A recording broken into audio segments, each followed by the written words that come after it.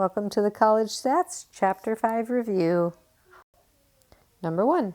Given the following probability distribution of the random variable x, which is the number of ones in 4 rolls of a fair 4-sided die, complete the table to find mu and sigma. Remember, mu is the mean or expected value, and sigma is the standard deviation. In this problem, the successful outcome is rolling a 1 on that 4-sided die. And if you're rolling 4 rolls, you could get 0 ones, you could get 1 1, 2 ones, 3 ones, or 4 ones. So that's where these possible x values come from. And you're given the probability of each of those outcomes or numbers of successes in that second column. And then in the third column, we're going to multiply each x value times its probability. So we're doing 0 times 81 over 256, 1 times 27 over 64, 2 times 27 over 128, 3 times 3 over 64, and 4 times 1 over 256. Now, because these came out kind of nice in fraction form, I decided to leave them in fraction form, and I used my TI Inspire to do this, so I didn't really deal with the fractions in my head, but it made it so I didn't have to round my answers. If you did decimals, that's fine too. So in the first row, you get 0. In the second row, you get 27 over 64, or about 0.422. In the next row, you also get 27 over 64 after you multiply, which is about 0.422.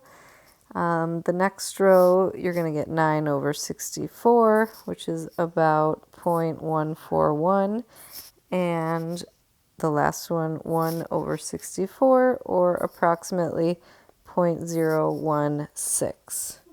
And now to find the mean, or the expected value, which is mu, you're going to find the sum of all the x times p of x products. So we're adding up 0, 0.422, 0.422, 0.141, 0.016.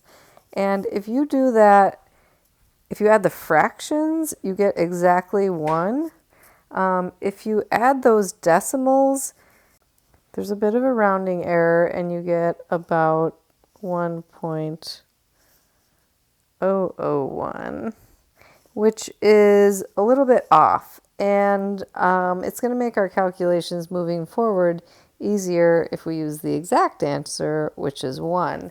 So if you can leave your answer exact and use fractions, that's helpful, and it makes sure that your value is more accurate. Okay, but if you wanted to use the decimals, that's fine too if you're just a teeny tiny bit off. For the next row, we're going to subtract each x value minus the mean. So I'm going to take these x's over here, and I'm going to subtract the mean, which is 1. So I did 0 minus 1, which came out to -1. 1 minus 1 is 0, 2 minus 1 is 1, 3 minus 1 is 2, and 4 minus 1 is 3.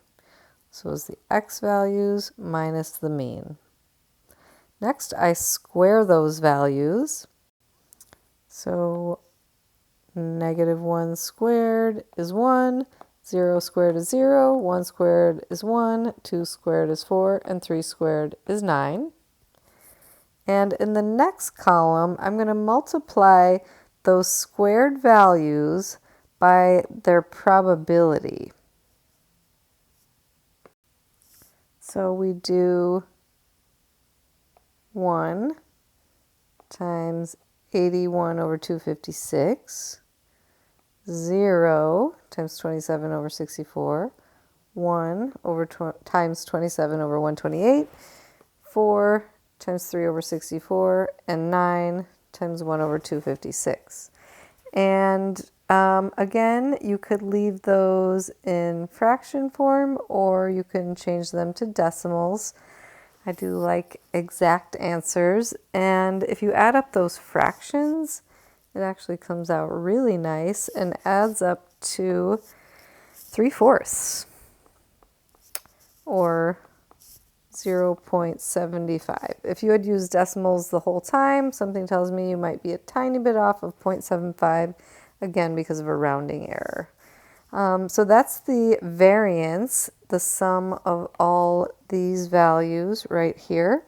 And then we square root that to get the standard deviation. So the standard deviation is going to be the square root of 3/4 or 0.75, which is approximately 0.866. And that is your standard deviation. Number 2, if x is a random variable with mean mu x equals 27 and standard deviation sigma x equals 4, and y is a random variable with mean mu y equals 30 and standard deviation mu y equals 6, find the means and standard deviations of the following random variables.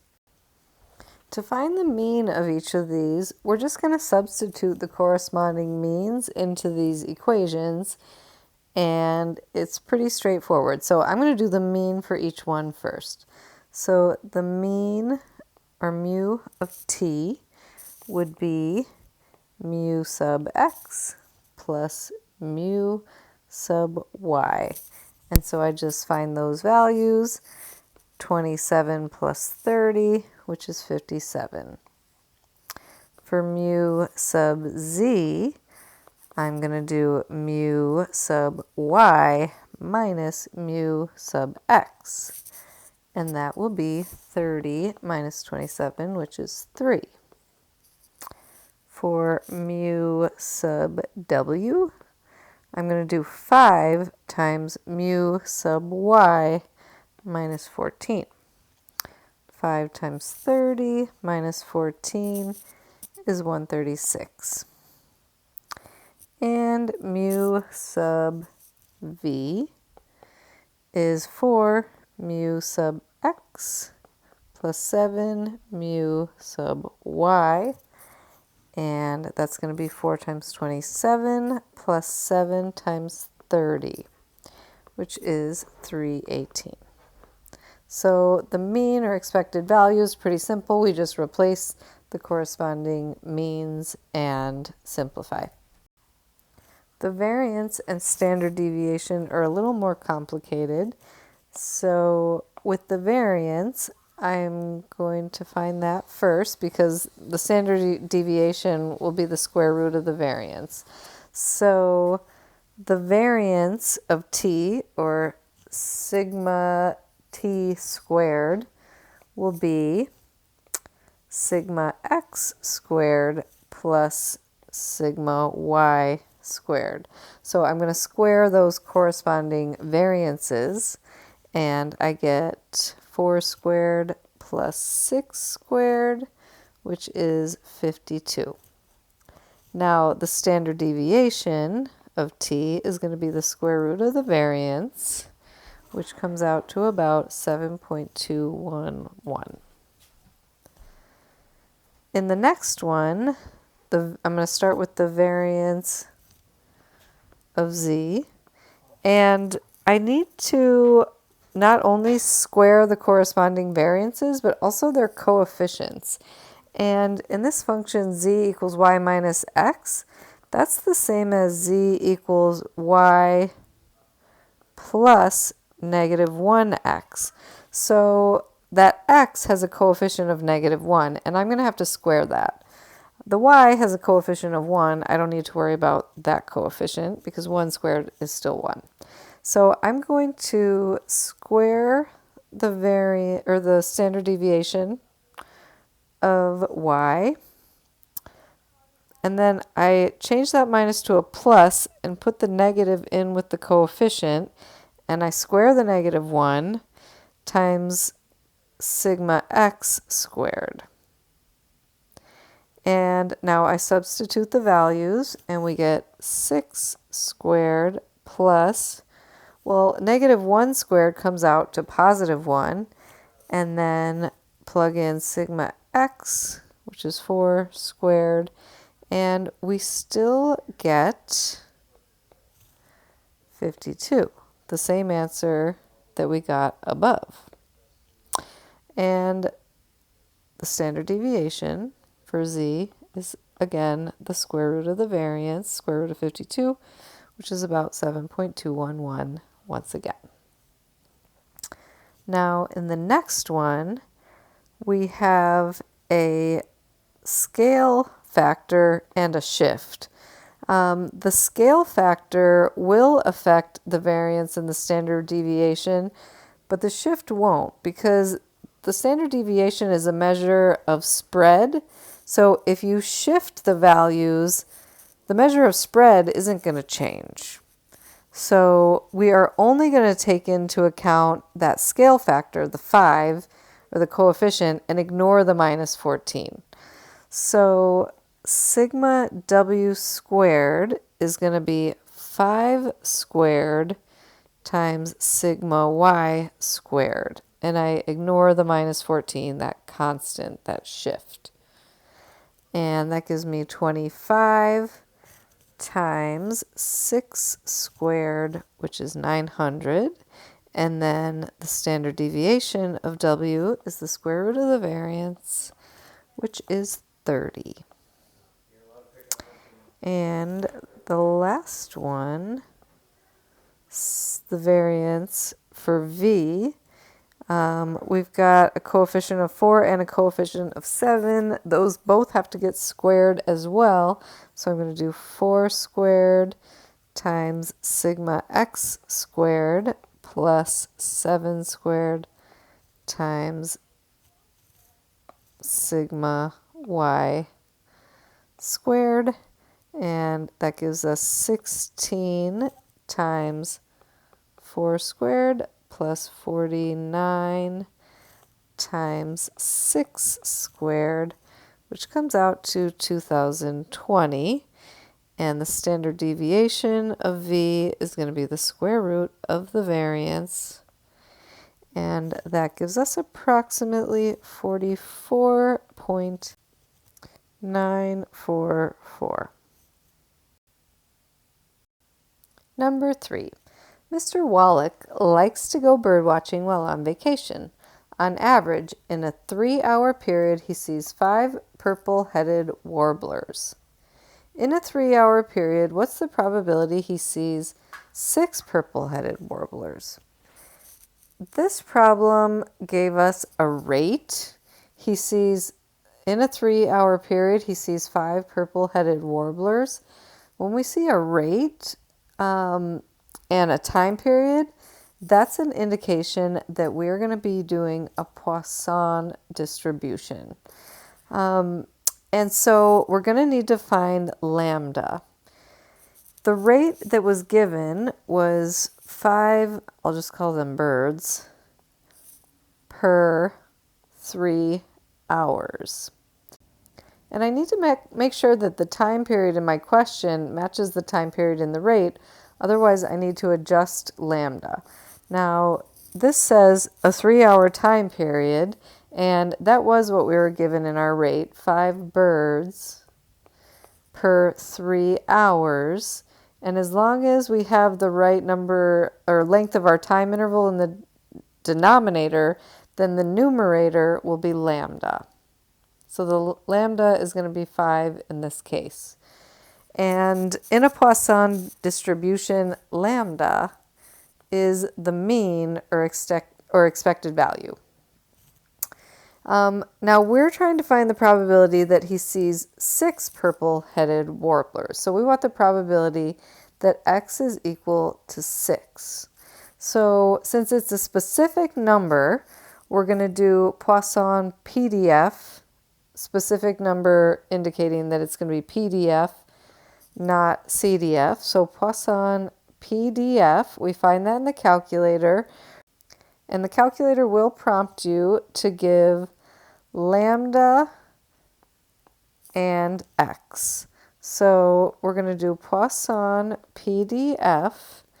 Lambda is 5, x is 6.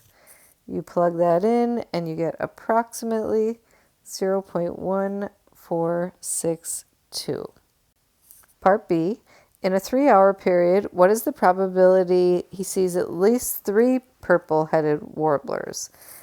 Okay, so first I check my time period. It's still 3 hours, so my rate is still going to work. 5 birds in 3 hours, and the numerator will still be lambda. So lambda is still 5. And this time we want the probability that he will see at least 3. So that's x is greater than or equal to 3.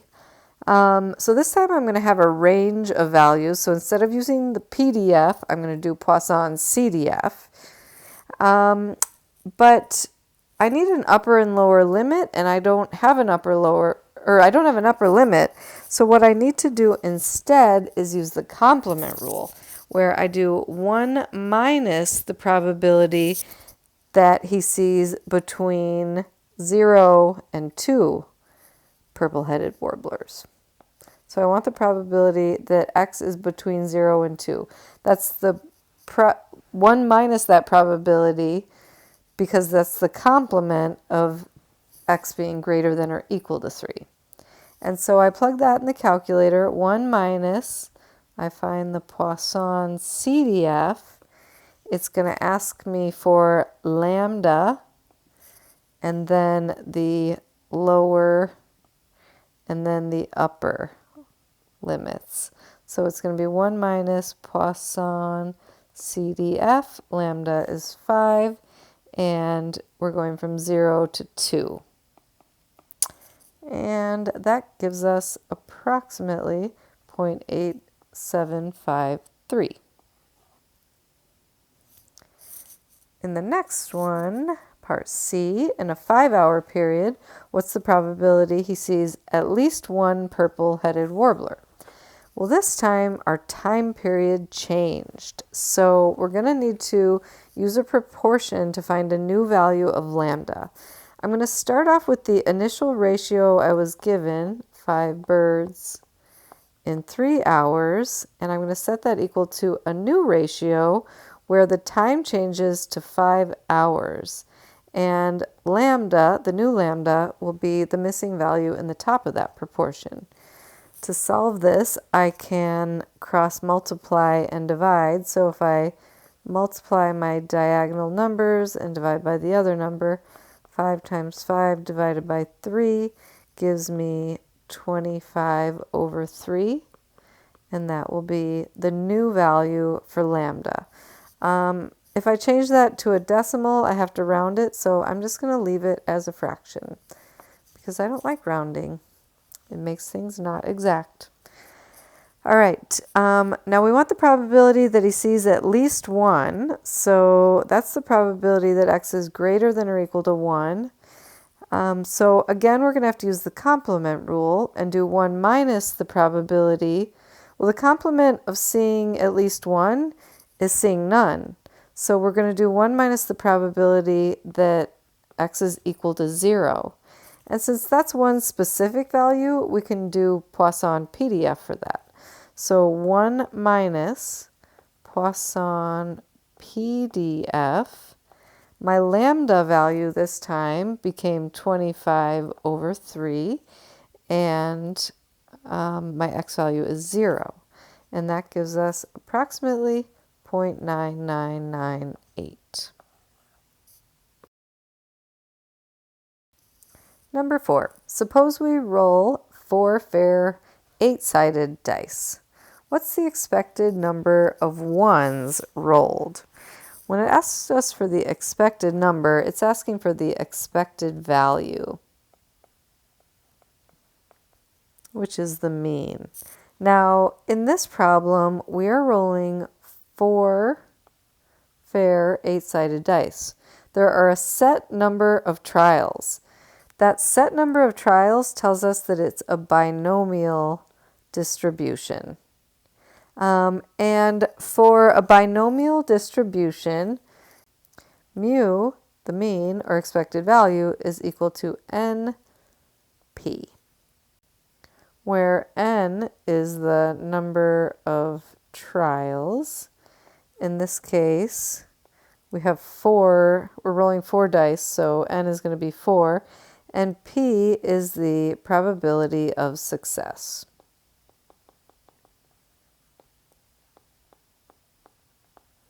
And in this problem, the probability of success, success in this case is rolling a 1, and since it's an 8-sided die, the probability of rolling a 1 is 1 out of 8. So that's our probability of success. So for the mean, we're going to do 4 times 1/8, and we get 1/2 or 0.5. And so when we roll 4 fair 8-sided dice, if we were to do that over and over again, we would average out to 0.5 ones rolled. Part B, what's the probability that we roll no ones? So we want the probability that x is equal to 0. Now, since that's one specific value, we're going to choose binomial PDF, not CDF. CDF would be for a range of values. So binomial PDF, and it will ask us for N, P, and X. In this case, the N value is 4 because we have 4 trials. The probability of success is 1/8, and we want the probability of rolling no ones, so X is 0, and we plug that in, and we get 0.586. Part C, what's the probability that we roll 3 or more ones? So we want the probability that X is greater than or equal to 3. Now, there are actually 2 ways to do this. Since we do have a set number of trials, that's the same as X being between 3 and 4, because there's 4 we're rolling 4 dice. So X could be somewhere between 3 and 4, which is really just 3 or 4. Or we could use the complement rule and do 1 minus the probability that X is between 0 and 2. So either of those would work. But for either of those, we do have a range of values. So we're going to do binomial CDF, and that's going to ask for first N, the number of trials, then P, and then the lower, and then the upper boundary. So if I wanted to do probability that X is between 3 and 4, I do binomial CDF, 4 trials, probability of success is 1/8, lower is 3, upper is 4, or 1 minus binomial CDF for 1/8 and 0 to 2. And both of those give us about 0.0071. Part D.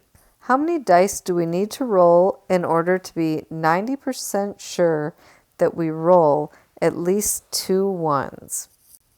In this problem, we're trying to figure out how many dice we need to roll.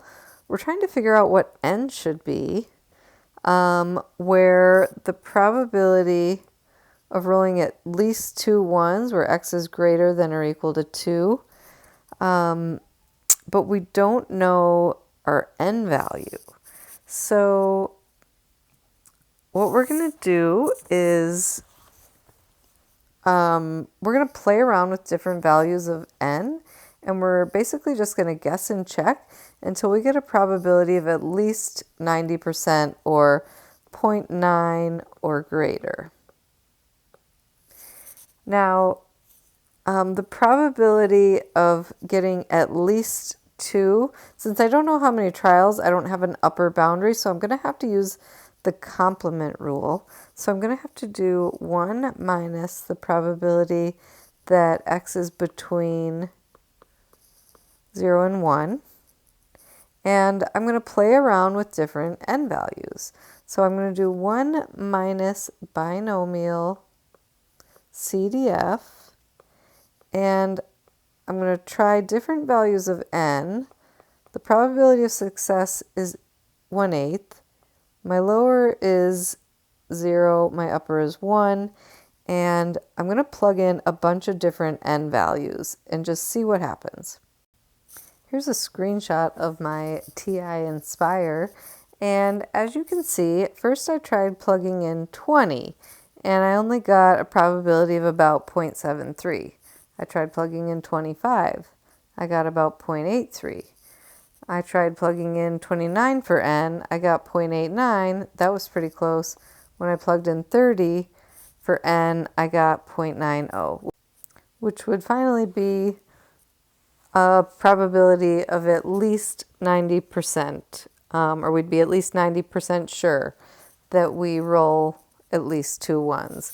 So we would need 30 rolls. Number 5. Suppose that we flip an unfair coin 8 times. The coin is weighted so that the probability of getting heads is 0.55. What is the probability that we have exactly 5 heads? This would be a binomial situation because we're flipping the coin 8 times. We have a set number of trials, so binomial. And exactly 5 heads, we want the probability that x is equal to 5. So we're going to do binomial PDF, because we're looking for exactly 5 successes, and the number of trials is 8 because we're flipping the coin 8 times. The probability of success is 0.55, and we want 5 heads, so x is 5. We plug that in and we get about 0.2568. What is the probability that we have 3 or fewer heads? So that is going to be the probability that x is less than or equal to 3. We can do binomial CDF because we're going to have a range. The probability that x is less than or equal to 3 is the same as the probability that x is between 0 and 3. And so we're doing binomial CDF. We've got 8 trials. The probability of success is 0.55. Our lower boundary is 0 and the upper is 3. We plug that in and we get approximately 0.2604. Part C. What's the probability that we have 6 or more heads? The probability that x is greater than or equal to 6. I could do the probability that x is between 6 and 8 because there are 8 trials, or I could do 1 minus the probability that x is between 0 and 5. Either of those would give me the same value, so I'm going to plug that in my calculator. It's simpler, I would think, to just do binomial CDF, 8 trials, probability of success is 0.55, and do 6, 8. That gives us about 0.2201. And part D, find the expected number of heads in 8 flips and the standard deviation. So the expected number of heads is asking for the expected value, or the mean. And for a binomial distribution, the mean is NP, the number of trials, which is 8, times the probability of success, which is 0.55, and that gives us 4.4. The standard deviation is the square root of NPQ. And so that's going to be the square root of the number of trials, which is 8, times the probability of success, which is 0.55. And then Q is the probability of failure. So if the probability of success is 0.55, Q is going to be 1 minus 0.55, which is 0.45. That's the probability of failure. I plug that in my calculator. I get the square root of 1.98, which is about 1.4071. And the last part, what is the probability the first head occurs on the third flip? Now that it's asking about the first head occurring on the third flip, that's going to be geometric. Remember, we use geometric to find the probability that the first occurrence occurs on the nth trial. So we're going to do, well, we want the probability that it happens exactly on the third trial. So it's going to be geometric PDF, and it's going to ask me for the probability of success and the x value, which in this case is 3. So we get geometric PDF. The probability of success is 0.55, and we want to get our first heads on the third flip, so I put 3, and that comes out to approximately 0.1114. So those first 4 parts were all binomial problems, but that last one was geometric because it was the probability that the first heads occurs on the third flip. So remember, with geometric, you don't have a set number of trials. You're trying to find the probability that the first success will occur on the nth trial. Number 6. A fair spinner has 5 equal sections. One of the sections is red, 2 are blue, and 2 are green. What is the probability that the first occurrence of red is on the 5th spin? Since it's asking the probability of the first occurrence occurring on the nth trial, this is going to be geometric. So we want the probability that x equals 5. Since this is a fair spinner, I'm going to draw this spinner. We have 5 equal sections, which I'm going to attempt to draw. 1 is red, 2 are blue, and 2 are green. And in this case, success is spinning red. The probability of success, or little p, is going to be 1 out of 5. So we're going to do geometric PDF because we have x equal to exactly 5. And we put in first the probability of success, p, and then the x value.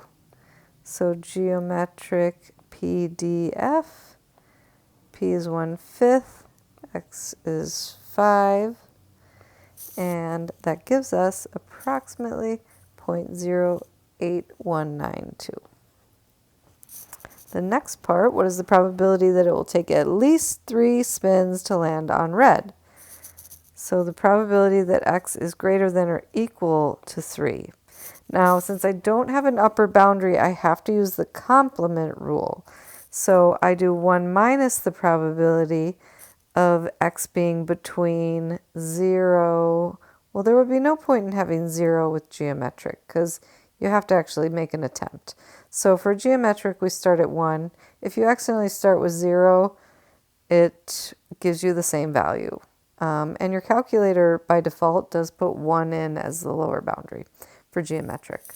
Okay, so we want the probability that x is between 1 and 2.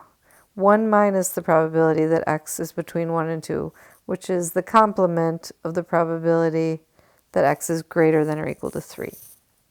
So we're going to plug in the calculator. 1 minus geometric CDF.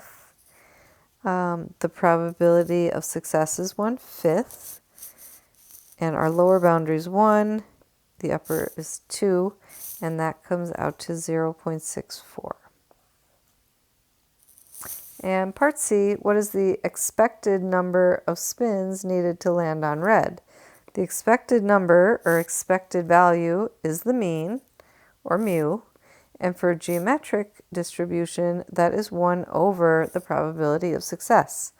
And so we're going to do 1 over 1/5, which is the reciprocal of 1/5, which is 5 over 1, or 5.